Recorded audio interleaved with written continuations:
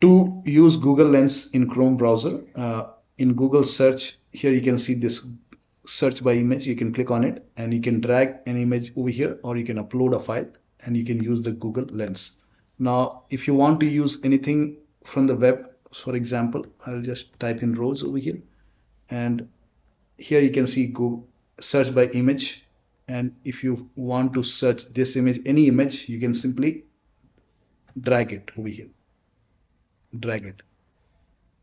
And this is how you can use the Google Lens from within the browser. Now from the web page. Now if you want to use Google Lens, if you have any picture in documents, picture on desktop, wherever you have any image, you can simply click on that image and then you can drag it over here. Simply drag it. Here you can see drag it and you can use the Google Lens. So this is how you can use the Google Lens in Chrome browser on your PC. So that'll be all. Thank you so much for your time, and please like this video and subscribe to my channel.